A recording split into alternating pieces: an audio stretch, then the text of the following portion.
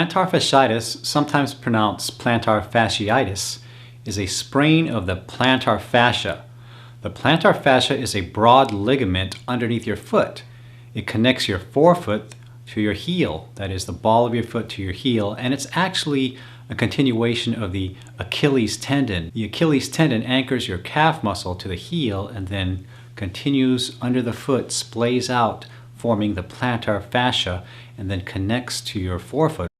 Now, why does the plantar fascia get injured in some people? Studies indicate that perhaps those who are overweight are more predisposed to getting plantar fasciitis. That makes sense because the added load, it may be too much for the plantar fascia to withstand, especially if that person is walking a lot. Some people may get it from doing a lot of hikes, like walking up hills, and maybe going from a sedentary type activity to something all of a sudden aggressive, where they're using their feet a lot, climbing, and this puts a load on their plantar fascia that it's not used to, it's not conditioned, it's not thickened enough, so it starts to tear.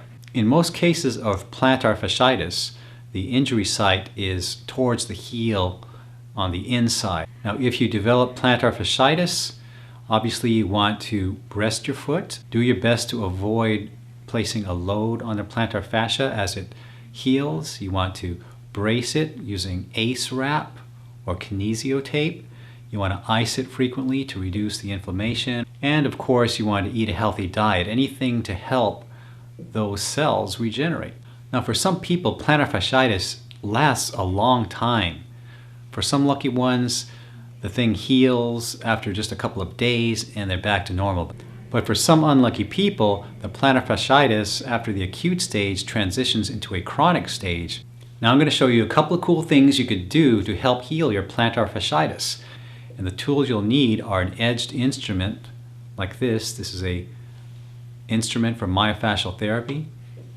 You'll need a golf ball and also a water bottle or anything of this size, even a can of soda. Okay, as I said, most cases will result in pain in this area right here, the medial part of the heel, just right where it's about to insert into the heel. Some people mistake plantar fasciitis for a heel spur. A heel spur occurs when a projection of bone from the calcaneus, that's your heel bone, starts to protrude and it starts pinching to the soft tissues. And sometimes it is caused by the plantar fascia pulling on an area that gets weak. You'll feel the pain in this area right here generally. It's more rare occasions it'll be up here, and even rarer occasions up here near the forefoot. Start with a can. This is a small water bottle. It's about the size of a can of beer or soda. So put it in the freezer, let it freeze, put it down, and put your foot over it and just put mild pressure downward and roll your foot over the can. So what this does is it stretches out the plantar fascia. If there's any scar tissue in there, it kind of helps soften it. When you get closer to the heel, the painful area, kind of do shorter rolls and then back and forth. Next, try a golf ball. Put the golf ball down on the ground and same idea. Just go back and forth, pressing down. Remember, you could control the amount of pressure, the level of massage, depending on how hard you push down on it. Don't overdo it. Just maintain about the weight of the leg and maybe a little bit more. Feel that golf ball dig into that plantar fascia. Massage it all the way from the forefoot to the heel. When you get to the heel, the painful area, do little rolls like this.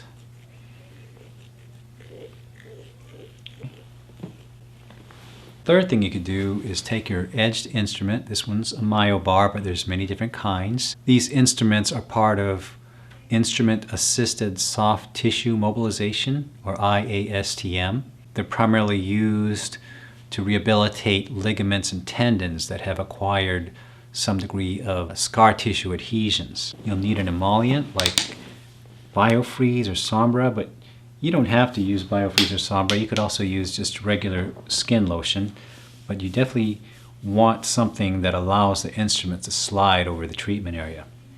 So you'll go like this, and this particular instrument has different edges that you could use. You could use this pointed edge for more focal therapy, the rounded edge, and the broad edge. I'm going to use this broad edge, and you go down like this, back and forth. Part of the function of these edged instruments is the ability to detect patches of scar tissue adhesions. You'll feel actually some bumps, some vibrations, and that indicates an area of hardened tissue. Then when you find it, you just focus your attention to it and do this, which is sort of like sanding it out. You could hold it like a pencil as well, like this. After you're done, wouldn't hurt to do a couple of passive stretches for your ankle. Reverse directions. And stretch it this way.